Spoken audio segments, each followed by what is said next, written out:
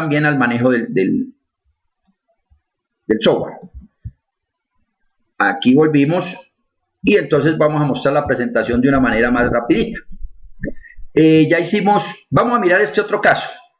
Yo les envié el archivo para trabajarlo ahora. Espero que les haya llegado también a todos. Pues bien, aquí tenemos un estudio, el ejemplo es tomado de uno de los el ejemplo es tomado de apoyos del SPS. Entonces se tiene un archivo de la lonja de propiedad raíz y se va a hacer un muestreo en 2 etapas para este caso.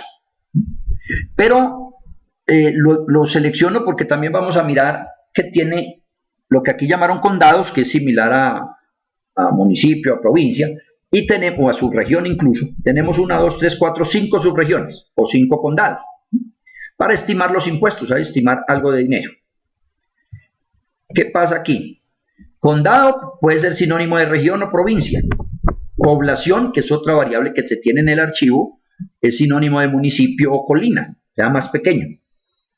Y vecindario, pues podría ser lo que se asemeja a manzanas o sectores. Ese es como un poquito el contexto del ejemplo.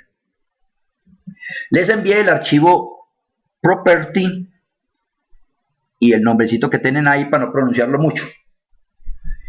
Y las variables que se tienen son la propiedad, la identificación de la propiedad, el vecindario que hablábamos que puede ser como una manzana o un sector censal, pues podría pensar alguien que lo puede nombrar como barrios también.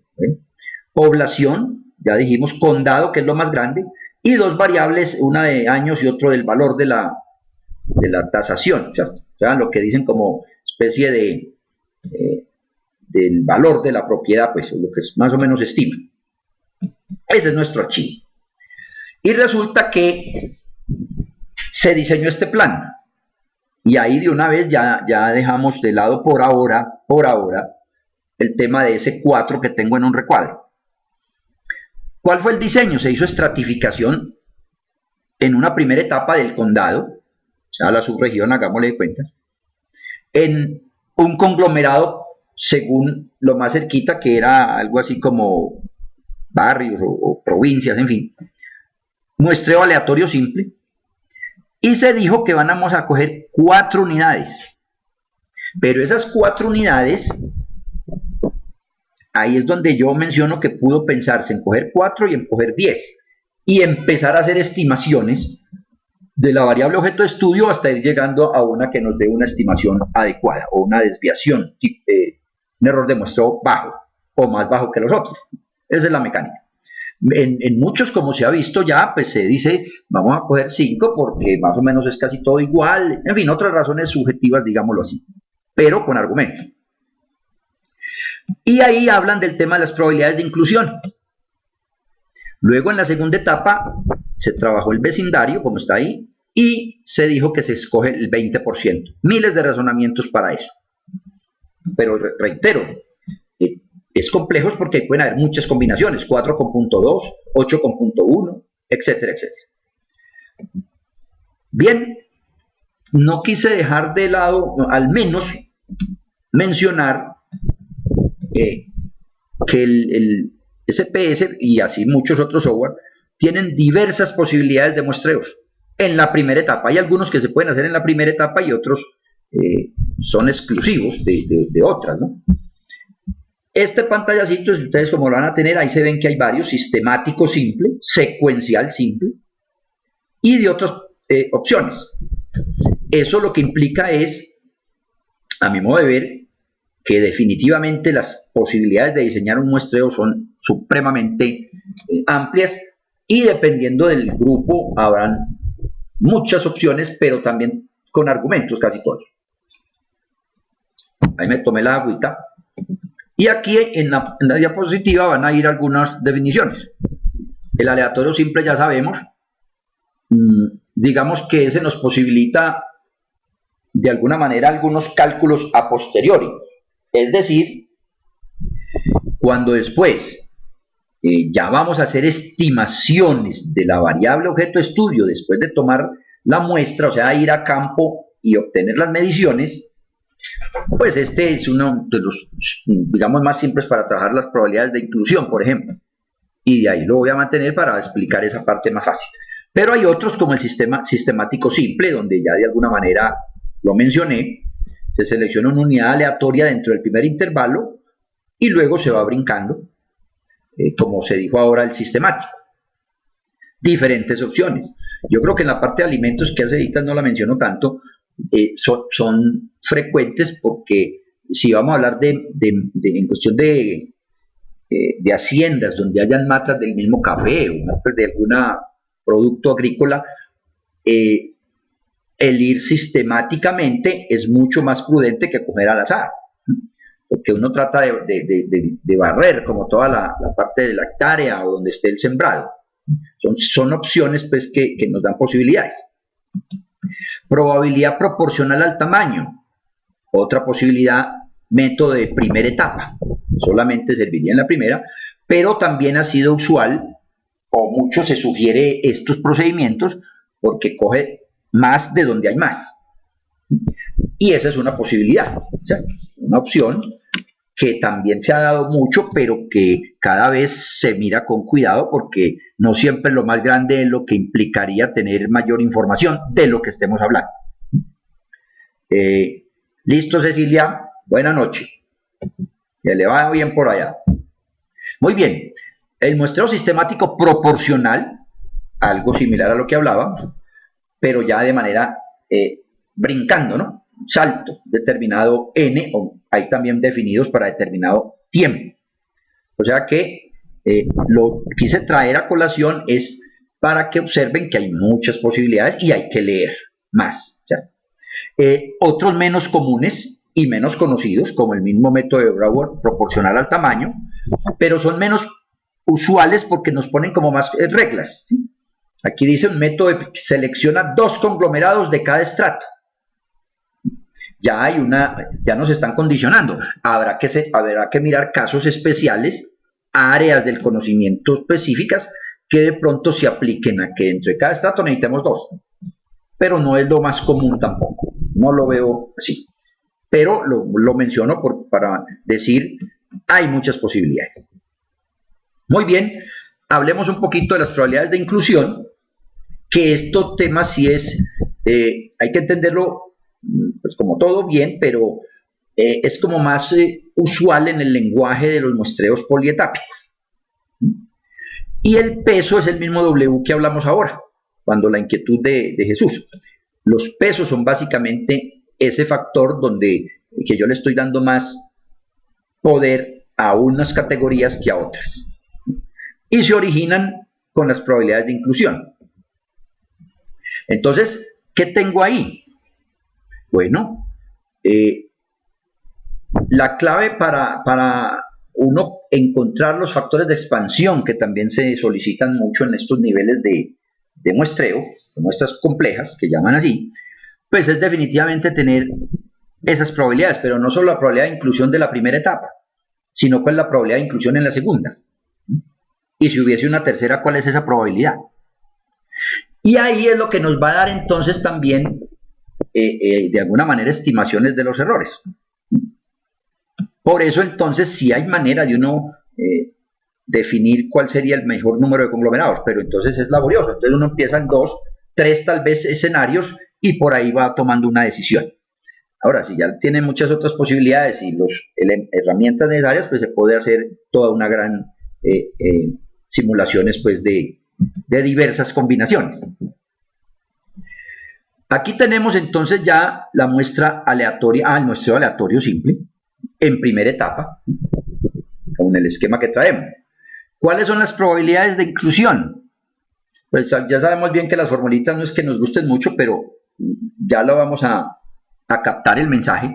No es más que el cociente, o sea, eso lo llamamos pi por nomenclatura más general en este tema, pero es una probabilidad, podemos haberla llamado P, pues que es la famosa. Y es n, el n de muestra sobre el n total. Es la probabilidad que quede seleccionado una unidad en la primera muestra. ¿Cuál es la ponderación? O sea, el W. el inverso de eso, el inverso. O sea, es lo mismo que hablamos ahora, pero con el NH. Lo que pasa es que como ahora hablamos de varios estratos, entonces tengo varias ponderaciones.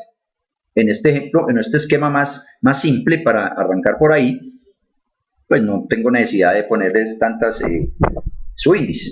Lo único cierto aquí es, ¿cuál es la probabilidad? Si yo voy a tomar una muestra de 50, y mi muestra es, y mi universo es 1000, pues entonces la probabilidad será 50 sobre 1000. La probabilidad de que un elemento quede seleccionado en la muestra. ¿Y eso para qué se necesita? Pues porque de ahí esos factores de la probabilidad de que quede seleccionado en la muestra van a ser influyentes para hacer la expansión, o sea, para mirar a cuántos elementos representa una persona, si es personas, de toda mi población. Y eso es básicamente lo que está diciendo el W. El W lo que está diciendo es, bueno, entonces dividamos 1000 sobre 50. Entonces nos da eso. 1000 sobre 50. Que es lo que estábamos pensando pues ahora, ¿no? Eso nos da 20. Algo así. Entonces, ¿qué estamos diciendo? Que cada elemento en la muestra está representando a 20. Y entonces ahí es donde por eso ya se puede expandir y se habla a cuál es el factor de expansión, y eso es lo que piden en algunos informes. Pues bien, esta otra diapositiva ya es ir tratando de introducirnos al tema ya me estaba por aquí descontrolando. Jesús, bueno, ahí me llegó el otro correo. Bueno, el tema del estratificado. Porque entonces aquí también ya tendría una probabilidad, o sea, una probabilidad de inclusión para el primer estrato. Y sería el número de la muestra del primer, o sea, de mujeres, que fue el ejemplo que coloqué ahora, sobre el total de mujeres. Y el otro sería de hombres sobre el total. Si hay muchas más mujeres, pues entonces tienen más peso. Eso es lo que se trata de decir acá. Y las ponderaciones serían, como ya dijimos, los inversos, entendiendo ponderación como el factor de expansión o lo que cada persona representaría dentro de su categoría. Es más o menos como el esquema. Yo trato de mostrarlo ahora más bien con lo que nos da el software, ¿cierto? Pero al menos conceptualmente tocamos aquí el punto. Y por eso les va a dar unos días de descanso, ¿no? Muy bien. Bueno, esta es la salida del software, del SPS, que ahora lo vamos a ver.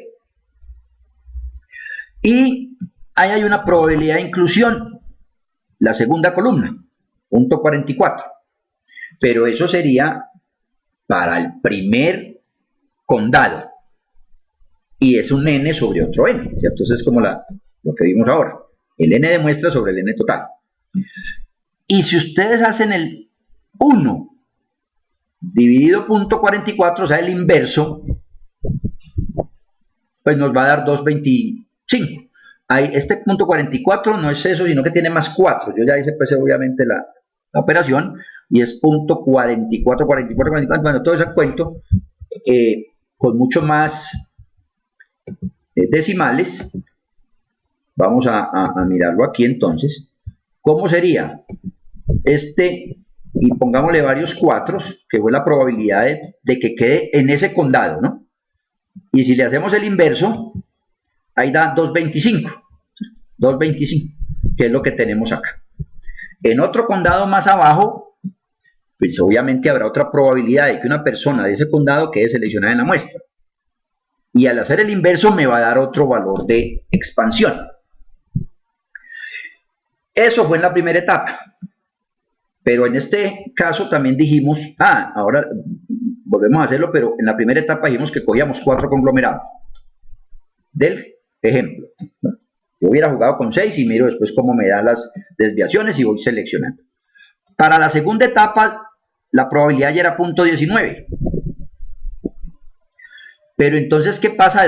¿Cómo se llegará al 1181? Que ya es el poder de, el peso que tiene esa persona o esos elementos que quedan en la muestra, pero ya en la segunda muestra.